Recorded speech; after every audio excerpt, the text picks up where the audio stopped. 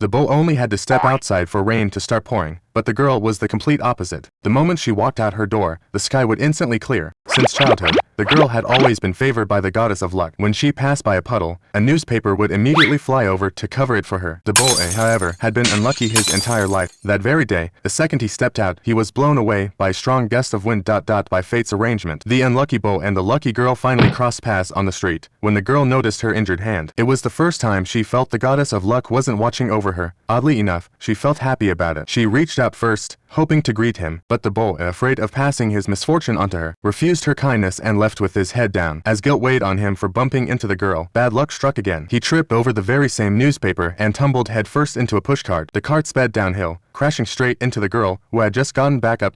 She fell into the cart with him, and together they shot toward the busy road filled with traffic. The boy panicked. To make matters worse, a chain collision had broken out ahead. The girl, however, rushed to the front of the cart. The goddess of luck smiled upon her again. They soared upward on a piece of loose metal, flying into the air toward a tunnel, facing oncoming cars inside the tunnel. The girl calmly steered the cart, dodging them, then launched off the tunnel's edge. The two raced wildly through the city streets, until suddenly they were flung into the sky. Below them stretched the endless ocean, and the cart was plummeting fast. This time, the girl's confidence failed her. She froze, unable to react. At that moment, the boy spotted his umbrella. He thought it might help them float down, but the second he opened it, the wind flipped it inside out. He reached his hand toward the girl, hoping to borrow a little of her luck, and the instant their hands touched, the umbrella snapped open properly, lifting them gently into the air. They landed safely on an overpass. The two exchanged smiles. Just then, an ice pop fell from above.